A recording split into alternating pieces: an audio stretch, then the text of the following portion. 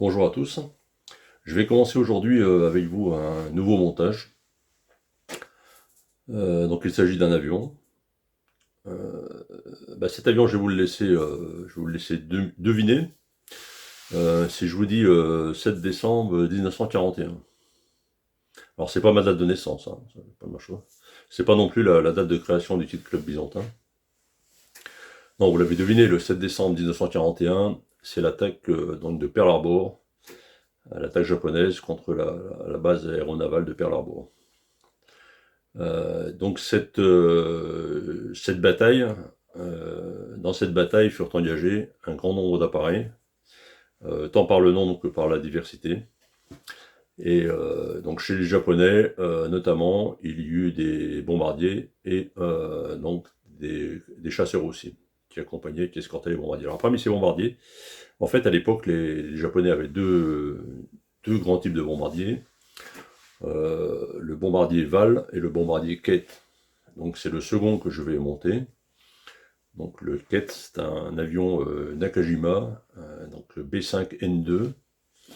Kate, c'est le nom que lui ont donné les Américains, qui donnaient des noms de code à tous les avions japonais.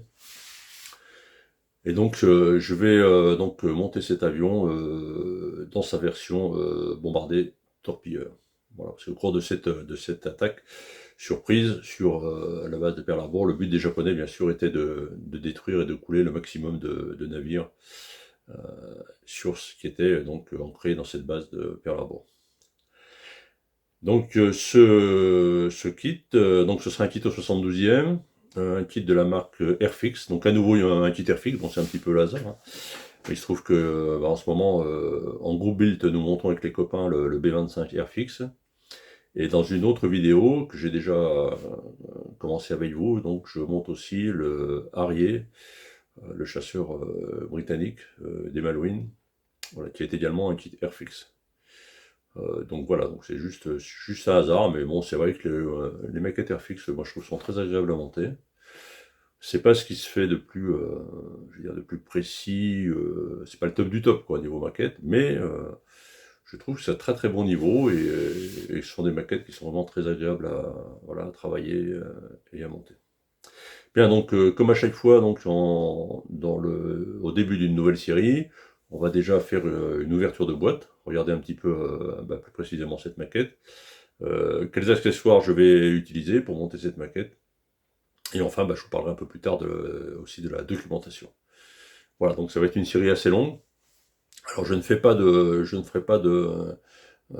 comment dire, de pas à pas, au sens où je ne ferai pas avec vous toutes les étapes, parce que c'est un petit peu compliqué à la fois de monter ou de peindre, c'est encore plus compliqué d'ailleurs, et de filmer en même temps. Ça c'est compliqué, mais je vous ferai voir l'évolution de la maquette.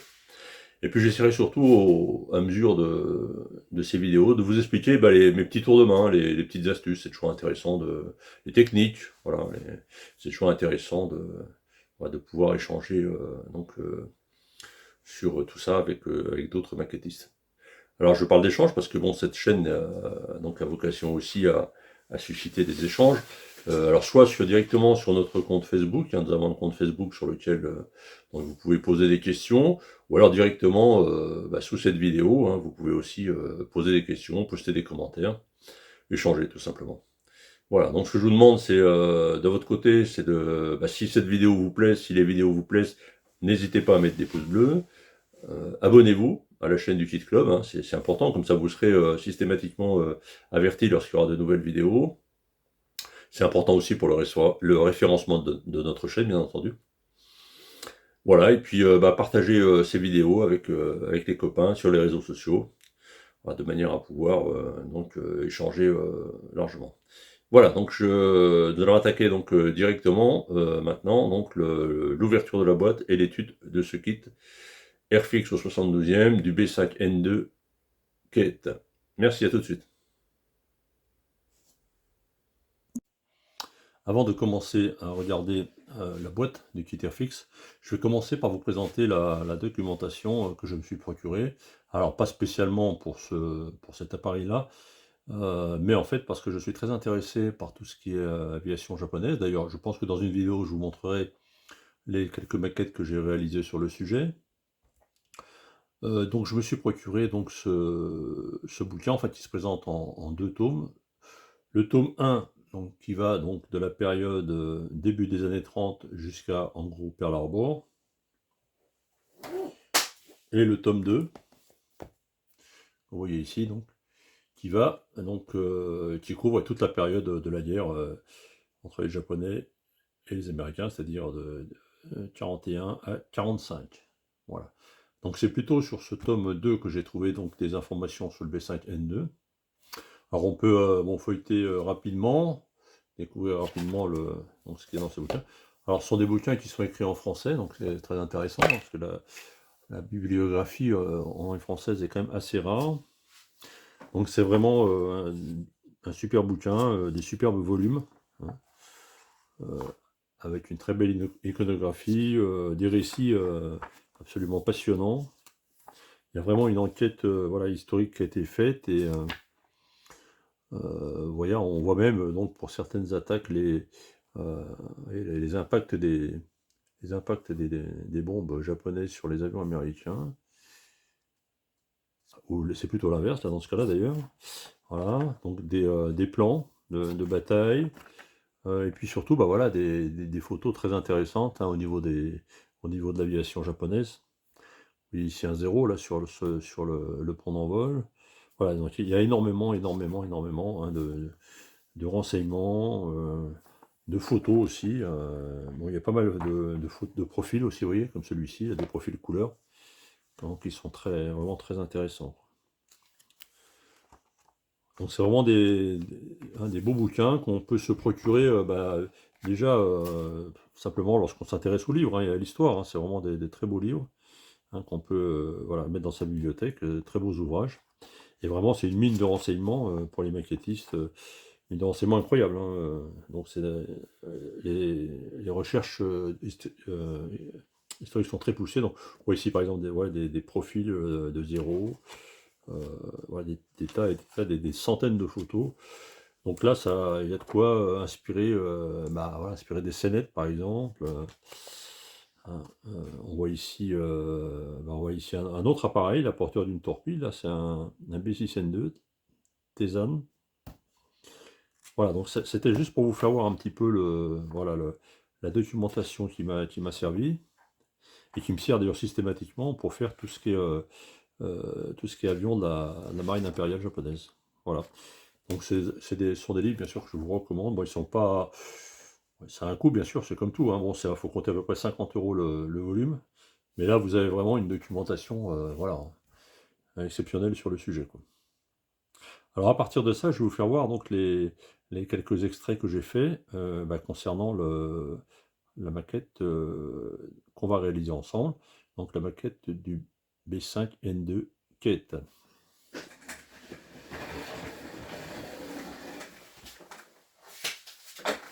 On revient dans le champ. Voilà. Alors, donc les premières choses intéressantes que j'ai retirées de ce bouquin, ce sont des plans. Des plans d'ailleurs qui ont l'avantage d'être faits directement au 72e. Voilà, donc là on voit le dessous, le côté, le dessus de face. Donc très intéressant, hein, pour nos maquettistes. Voilà, par exemple, si on décide de reprendre les lignes de rivets, ben voilà, on les a tous et à l'échelle, donc ça c'est vraiment très bien.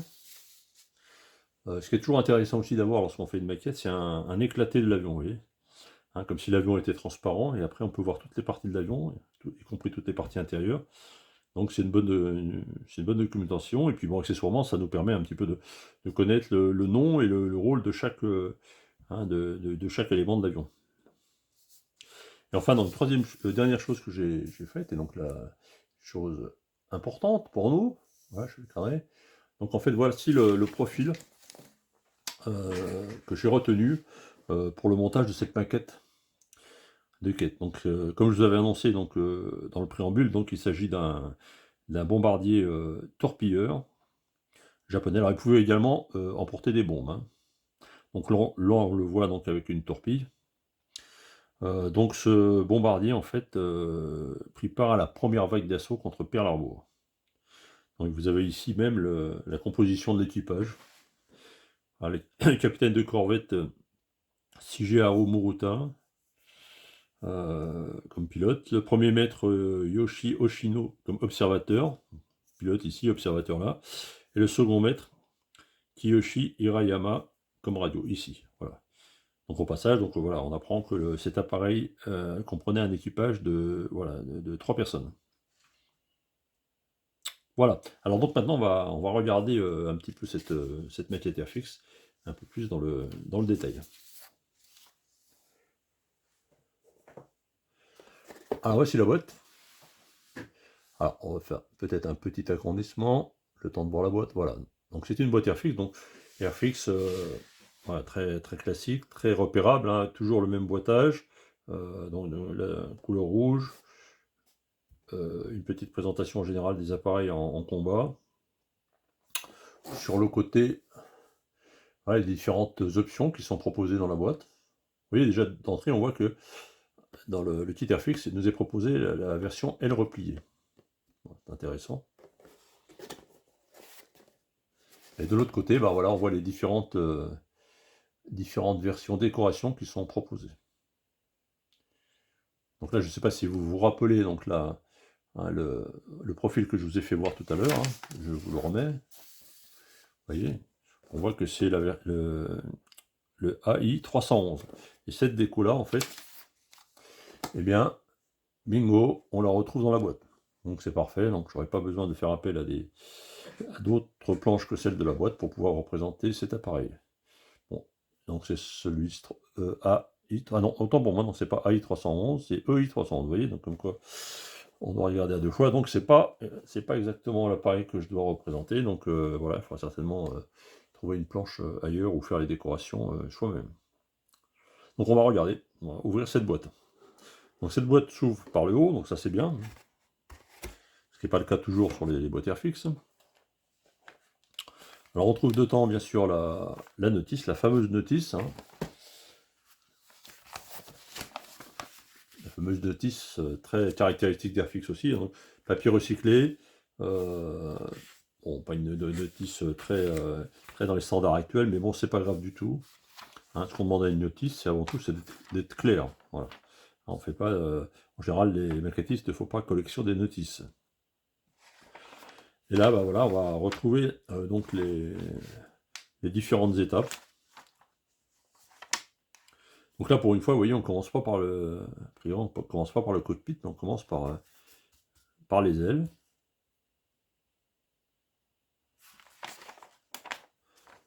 Alors toujours le même principe, les pièces qu'on vient de réaliser, en fait le sous-ensemble qu'on vient de réaliser, par exemple ici ce sous-ensemble, notez le troisième sous-ensemble, là, on le retrouve ici, donc. Et la dernière pièce qu'on a collée, c'est le siège qu'on retrouve en rouge. Donc ça c'est pareil, c'est vraiment particulier au kit Airfix, hein, ce rappel systématique toujours de l'étape précédente, mais moi je trouve que c'est pas mal. Voilà. Donc la maquette est assez simple. Elle nous propose donc des options, vous voyez par exemple sur les volets, là, vous avez le choix entre les volets braqués ou pas. Donc c'est toujours intéressant d'avoir des options, hein, ça laisse plus de possibilités pour le maquettiste. Alors on continue avec le moteur. Bon, qui semble relativement bien détaillé. On voit ici, vous voyez, la possibilité, les volets de refroidissement du moteur représentés ouverts, c'est intéressant. Ou fermés d'ailleurs, voilà, c'est encore une alternative, ouvert ou fermé. Donc on nous laisse la possibilité de les mettre soit ouverts, soit fermés, donc ça c'est sympa.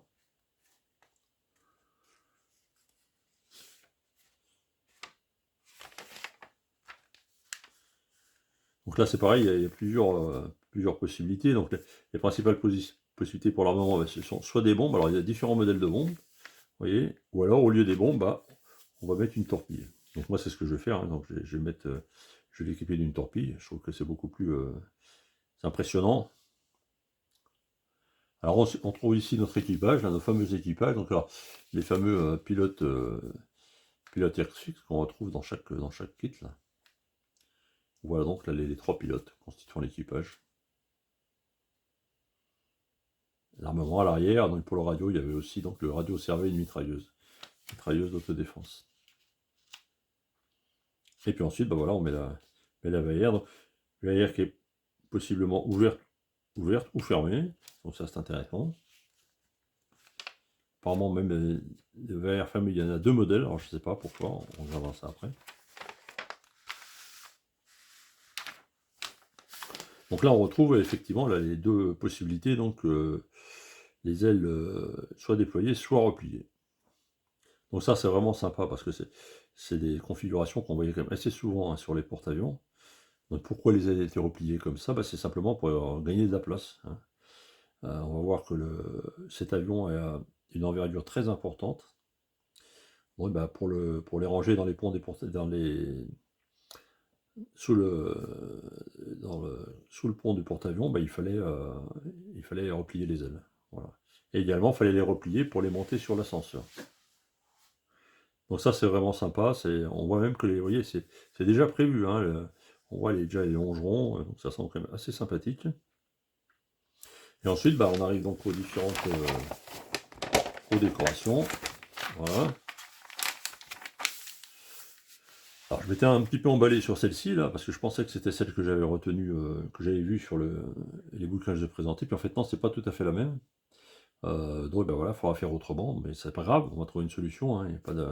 c'est jamais un souci, la déco, voilà, on peut se faire appel à d'autres planches, ou alors même réaliser les décos, les peindre soi-même, voilà. Ce qui est en général pas trop compliqué pour les avions japonais, parce que bon, peindre des ronds comme ça, des cercles, c'est pas très compliqué. Voilà. Alors après, c'est bon, le céréal, c'est un peu plus compliqué, mais enfin on verra. Je regarderai ça au moment où on commencera à parler de la peinture. Et donc la deuxième décoration est proposée. Donc c'est une décoration fin de guerre. Alors ce qu'il faut savoir, c'est que plus la guerre avançait, plus les Japonais perdaient des porte-avions, et donc plus ils perdaient d'escadrilles embarquées. C'est-à-dire qu'ils étaient obligés de débarquer leurs avions sur les îles. Hein, puisqu'il n'y avait plus assez de porte-avions pour les accueillir. Et donc, ce qui explique qu'une fois qu'ils étaient à terre, le camouflage changeait, puisque autant sur les porte-avions, on était sur un camouflage intrados, extrados, essentiellement composé de gris un peu gris-vert, on va dire. Alors qu'une fois qu'ils sont à terre, bien sûr, ils adoptent un camouflage beaucoup plus standard pour les appareils terrestres, donc plutôt dans des verts. Voilà, bon voilà la notice. Écoutez, nous allons ouvrir les grappes. Alors, vous voyez, j'ai pas encore ouvert le sachet, donc on le fait vraiment en direct là. Le sachet est encore scellé, donc on va regarder ce qu'on trouve à l'intérieur.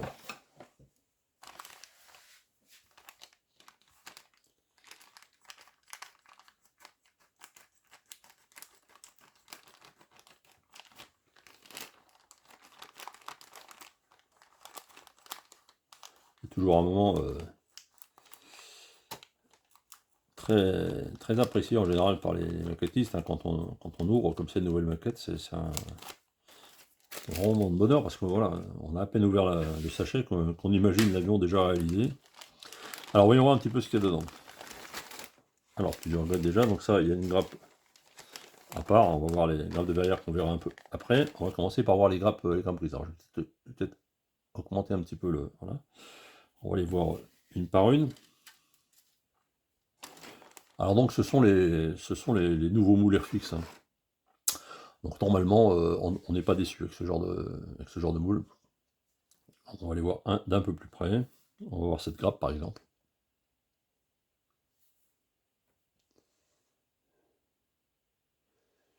Donc là on voit la partie moteur avec les deux possibilités pour les volets de refroidissement.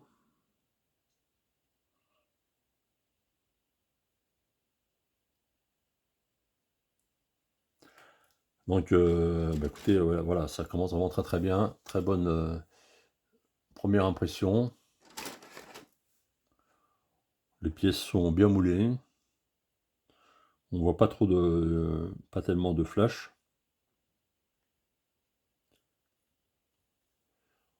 On voit par exemple ici le système d'attache des bombes là, avec des sangles là, caractéristique des avions japonais qui est bien pris en compte ici, hein. Alors là par contre j'ai une pièce là qui est venue là, je ne sais pas ce que c'est qui s'est détaché.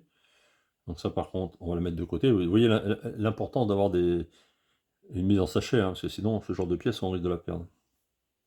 Donc je la mets de côté.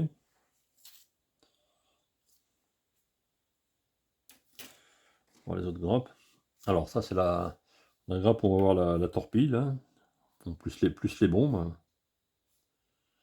Alors c'est très intéressant parce que les bombes, voilà, même si on ne les utilise pas là pour le cas, puisque je vais plutôt mettre la torpille, donc tout ça, ça va rejoindre la boîte à radio et ça sera très utile pour réaliser une autre maquette d'avion japonais, très certainement. Et on voit que les détails sont quand même assez bien faits.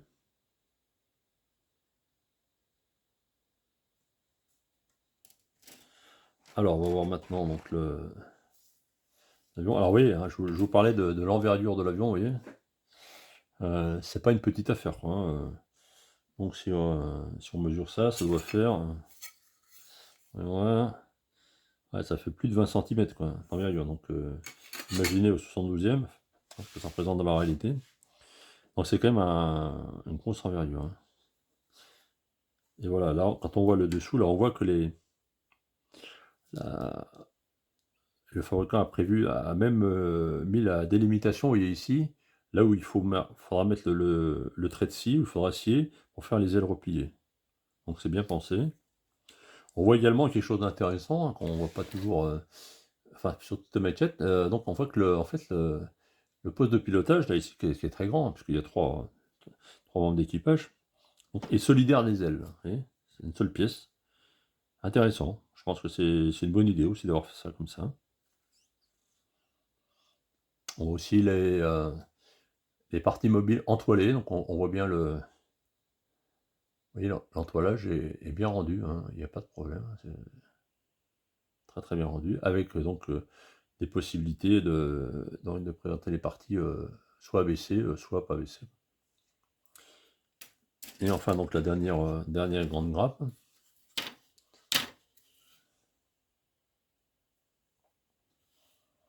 Donc là, bah, on voit voilà, le fuselage, la partie inférieure des ailes, le train qui est assez simple, hein, il est déjà moulé dans l'aile.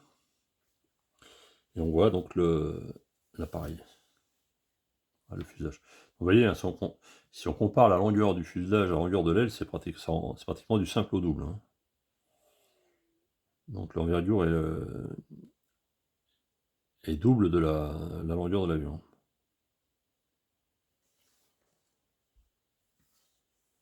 Un autre petit point intéressant, là, je remarque à l'instant, concernant vous voyez, les volets aussi qui peuvent être représentés baissés. Et là, ils sont représentés par deux. Donc ça, c'est vraiment pas bête parce que ça évite les problèmes d'alignement l'un par rapport à l'autre. Donc ça facilite le montage. Voilà pour les grappes. Alors voyons voir après les grappes transparentes. Ah, là aussi, on va ouvrir le sachet, hein. Donc je vais l'ouvrir devant vous.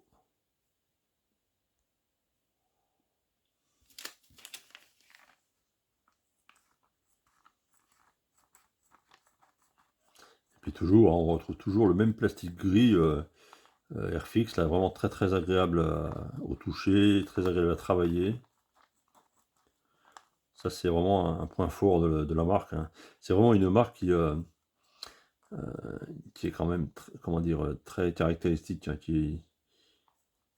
dès qu'on voit une maquette Airfix, même si on sait pas c'est une maquette Airfix, voilà, on le devine parce que voilà, c'est vraiment typique, hein. Alors voyons voir les parties vitrées, toujours très importantes. On va le grossir un petit peu pour voir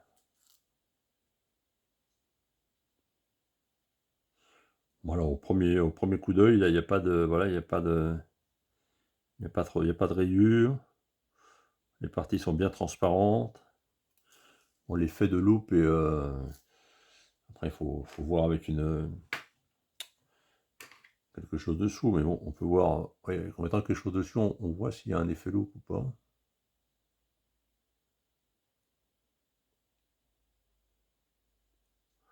Vous voyez, là on voit qu'il n'y a pas trop de distorsion, donc c'est plutôt pas mal. Donc les possibilités de faire les verrières ouvertes ou fermées. Alors, je pense que là, je vais quand même faire les verrières ouvertes, hein, parce que c'est quand même un poste de pilotage qui est très, très grand, donc c'est très intéressant, il y aura beaucoup de détails dedans. Alors l'épaisseur maintenant. Alors l'épaisseur, c'est toujours un petit point, c'est toujours Un petit point que je trouve un peu négatif chez Airfix, parce qu'ils ont quand même tendance à faire des verrières à peine épaisses, quoi, hein. Surtout lorsqu'on les représente ouvertes, vous voyez. Par exemple ici, bon voilà, c'est quand même à peine épais, quoi. Je vais mettre ça. Vous voyez. Alors je pense que la partie avant, ici ça va, c'est assez fin. Mais les parties arrière, bon, il y aura peut-être un petit travail de surmoulage à faire, hein, pour retrouver des parties coulissantes un peu plus conformes. Voilà, donc je vais remettre ça dans le petit sachet pour pas les perdre. Alors ensuite, qu'est-ce qu'on trouve dans la boîte? Donc c'est pas terminé. Alors on trouve bien sûr les décalques. Alors voici les décalques. Alors toujours la même qualité, hein, des décalques, ça c'est immuable maintenant chez Airfix.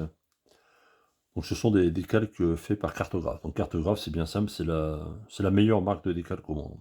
Bon, donc c'est une marque italienne. Donc Airfix sous-traite fort intelligemment l'ensemble de tous les décalques de ces boîtes en fait à Cartographe. Donc là on a vraiment des très très belles décales.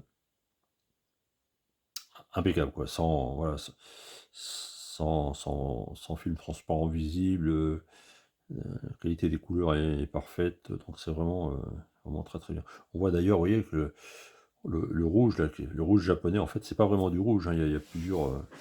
C'est c'est pas c'est pas le rouge de la boîte, hein, pas le rouge de la boîte Airfix, hein, c'est un rouge vraiment caractéristique. Et là, je trouve qu'il est très très bien rendu par Cartographe.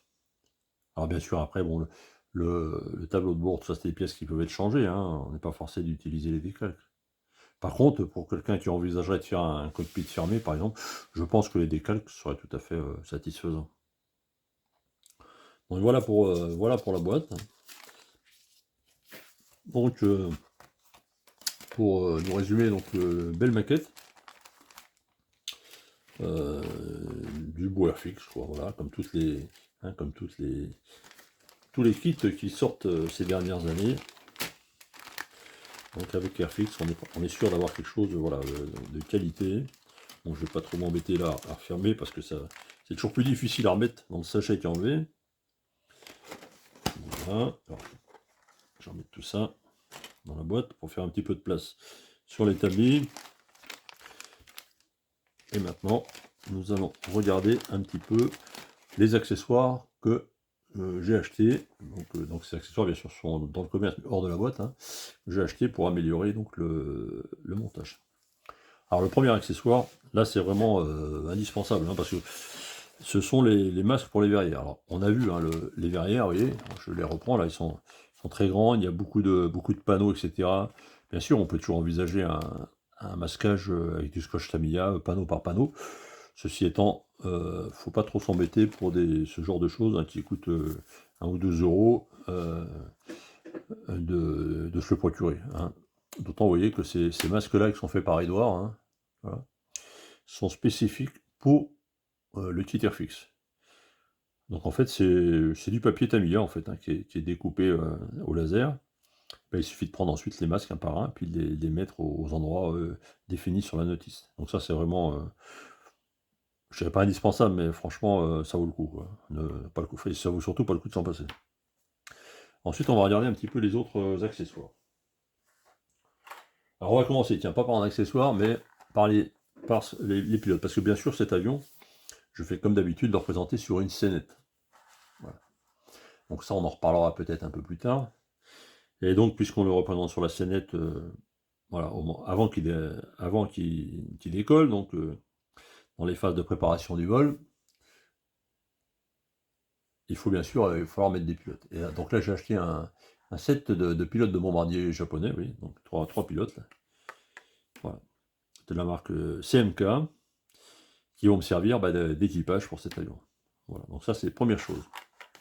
Ensuite, on en revient à l'avion proprement dit. Alors, j'ai acheté un autre set, voilà. En fait, c'est un set, le set du cockpit. Donc, set en résine. On va voir un peu plus, voilà. Donc, de la marque CMK, toujours, hein. Donc qui reprend en fait toutes les parties internes de l'avion en résine. Alors, je dirais que je l'ai acheté parce que voilà, c'est toujours intéressant. Je me suis dit, là-dedans, il y aura forcément des pièces intéressantes, mais c'est pas dit que j'utiliserai toutes les pièces.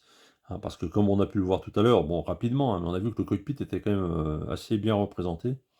Donc je verrai si c'est utile de tout changer, ou alors de changer simplement les pièces qui sont plus intéressantes en résine qu'en plastique. Donc ça, c'est à voir. Voilà. Ouais, quand on achète comme ça, je suis saoulé quand j'envisage de faire un avion. Donc ce projet-là, ça fait déjà peu plus d'un an que je l'ai dans la tête. Donc la première chose que je fais, bah, je me procure la maquette déjà, bien sûr. Ensuite, je fais de la recherche de documentation. C'est important aussi, donc ça prend un certain temps quand même. Et puis ensuite, bah, je me procure les accessoires qui seront nécessaires à ce que je veux réaliser. Alors des fois, il m'arrive aussi effectivement j'ai des accessoires en fait dont je me sers pas ou peu. Bon bah tant pis, hein, ça peut servir éventuellement pour d'autres maquettes quoi. Le tout, c'est de réunir un ensemble qui me permette, bah, une fois que tout est réuni, bah, la maquette est prête à aller à l'atelier et ensuite, bah, quand le moment est venu, voilà, une fois que j'ai décidé que j'allais prendre celle-ci plutôt qu'une autre, donc je sais que j'aurai absolument tout sous la main, voilà. Parce que parfois quand les maquettes sortent, bon les accessoires sortent très rapidement après, mais parfois les références sont assez vite, épuisées. Donc ce serait dommage de se priver d'une référence dont on pourrait avoir besoin plus tard. Alors on va continuer avec le cockpit. Alors sur le cockpit, on a vu que j'avais le cockpit en résine, mais j'ai aussi quand même acheté donc la planche de photodécoupe, toujours la marque Edouard. Voilà. Alors là c'est pareil, je n'utiliserai pas tout, je verrai, je verrai ce que je vais utiliser par rapport au kit en résine et puis au kit en plastique existant. Par contre, ce que j'utiliserai à coup sûr, bah, ce sont les tableaux de bord, vous voyez? Parce que là, effectivement, là, les tableaux de bord pré-peints en photo découpe, c'est vraiment le top, quoi, hein. Là, on peut difficilement faire mieux. Alors après, bon, comme d'habitude, je pense que je referai les sangles ici. Les sièges, bah, on verra. Peut-être j'utiliserai ceux-là, soit en résine, je sais pas. Donc là, c'est pareil, je prélèverai certainement quelques pièces sur cette planche-là, mais certainement pas tout. Alors ensuite on a parlé de la torpille. Alors, il existe aussi chez CMK toujours, voilà. Donc une torpille, type 91 pour cet appareil, torpille en résine. Alors je l'ai acheté parce qu'en fait j'en avais entendu parler, on m'avait dit que c'était super bien. Et c'est surtout qu'il y a des pièces additionnelles parce qu'en fait, faut savoir que pour le raid sur Pearl Harbor, donc dans la baie de Pearl Harbor, là où étaient amarrés les navires, le niveau d'eau était relativement bas. Donc en fait, les Japonais qui avaient remarqué euh, très intelligemment ce détail ont dû modifier leur torpille pour éviter qu'elle ne s'enfonce trop dans l'eau avant de frapper les navires. Donc ils l'avaient modifié. Donc ça c'est un détail bah, qu'il ne faut pas oublier lorsqu'on réalise la maquette parce qu'il faut être conforme à la réalité historique. Bon voilà, quand on va réaliser la torpille, bah, donc il faudra faire attention à ce détail. Hein, d'où l'utilité, hein, lorsqu'on on veut vraiment représenter un appareil dans son jus historique, il faut absolument beaucoup lire avant. Hein. C'est pas forcément juste une photo que vous allez voir. Hein.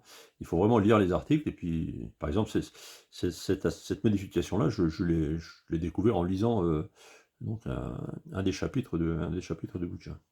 Voilà. Et enfin, donc, le dernier kit que je me suis procuré, donc c'est le kit pour toutes les articulations d'ailes. Alors bien sûr, elles existent déjà dans le kit Airfix, je sais, mais bon, peut-être, je pense que celles-ci sont quand même un peu plus fines et peut-être un peu plus conformes à la réalité. Donc voilà, je me suis également procuré cela. Bien, bah voilà pour cette longue déjà présentation du kit Airfix, des différents accessoires et de la documentation à ma disposition. Donc à partir de maintenant, donc, bah, je vais pouvoir attaquer directement l'avion. Donc comme d'habitude, ce ne sera pas un pas à pas, je ne vais pas vous faire voir pendant des heures comment je dégrappe, comment j'assemble, etc. Simplement, je m'arrêterai sur les points essentiels. Je vous ferai voir les différentes étapes et au fur et à mesure des étapes, je vous expliquerai voilà, les difficultés que j'ai rencontrées, les astuces que j'ai trouvées, parce que voilà, j'aime bien partager tous les petits trucs que j'apprends par expérience. C'est quand même des dizaines d'années que je fais de la maquette et puis que j'apprends aussi au contact des autres maquettistes.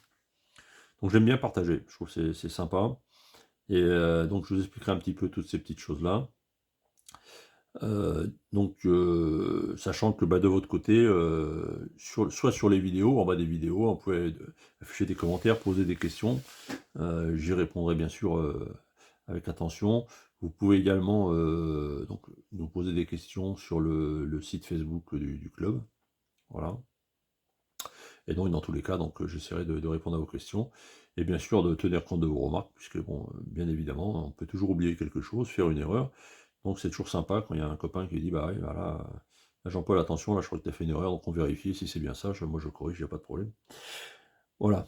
Eh bien, écoutez, je vous remercie et je vous donne rendez-vous donc pour plusieurs vidéos, puisque ce montage va nous occuper quand même un certain nombre avec un certain nombre d'épisodes, on va dire. Donc soyez attentifs aux nouvelles vidéos. Donc pour cela, abonnez-vous à notre chaîne. Hein, c'est très facile, en 2 clics c'est fait. N'hésitez pas non plus à mettre des pouces bleus. C'est sympa, c'est encourageant hein, pour moi, c'est encourageant aussi pour le club. Ça participe à la visibilité de notre chaîne YouTube, c'est toujours très important. Voilà, écoutez, je vous remercie pour votre attention et je vous donne rendez-vous donc pour la prochaine vidéo. Merci, au revoir.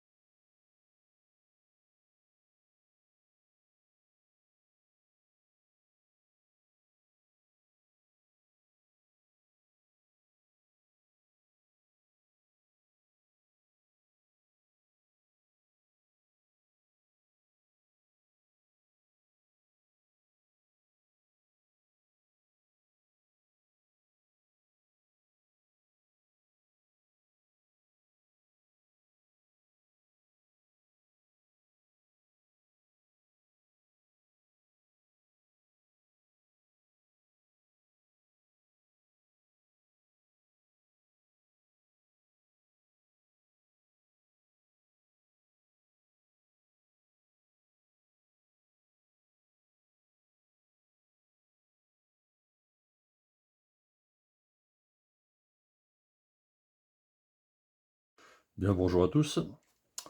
Après les vidéos de présentation et d'ouverture de boîte, nous allons maintenant pouvoir commencer véritablement le montage de cette maquette du B5N2 Quête. Alors j'ai déjà avancé un petit peu, hein, j'ai déjà commencé à dégrapper quelques pièces. Donc je vais vous faire voir ça de plus près. Alors en général, lorsque on commence une maquette, après avoir dégrappé les pièces principales, il est conseillé de faire un assemblage à blanc. Voilà, comme j'ai fait ici. On va voir ça de plus près. Bon, voilà. Donc déjà, la première chose que vous constatez, c'est que donc les ailes ont été coupées. Hein, parce que vous vous rappelez que je vous avais présenté cette option qui était donc possible avec le kit Airfix, donc de faire les ailes repliées. Donc ce que j'ai fait, j'ai commencé par découper ces ailes. Alors je les ai mises de côté dans une boîte comme d'habitude. Voilà. Et donc pour ne pas les mélanger, j'ai pris la précaution d'inscrire dessus quelle partie de l'aile c'était. Bon, ici par exemple c'est l'intrados droit, etc. L'intrados gauche, voilà, c'est une petite précaution. Je note à l'intérieur de la pièce pour me rappeler à quel endroit elle se positionne. Donc ces pièces ont été très faciles en fait à coller. Pardon, pas à coller, à découper, excusez-moi.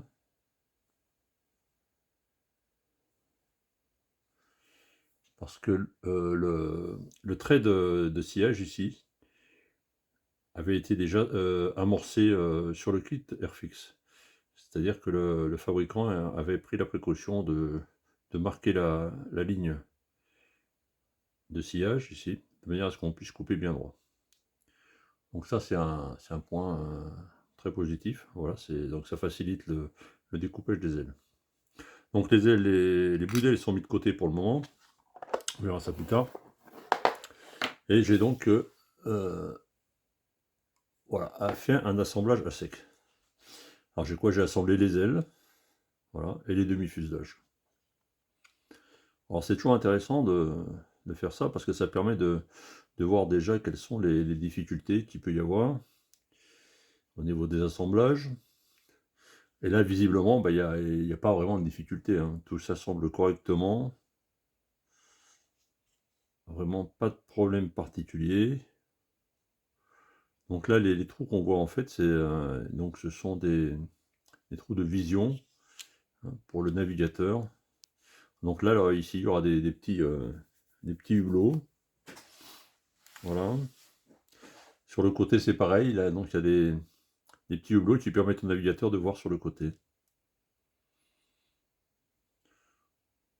Donc je rappelle donc les trois positions, donc le pilote, le navigateur et le radio derrière qui fait office aussi qui sert aussi la mitrailleuse. Voilà, donc montage à blanc qui révèle révèle une bonne maquette, hein, pas de difficulté particulière. Donc après voilà, on va pouvoir démonter ce montage et passer donc à l'étude et à l'assemblage du cockpit. A tout de suite.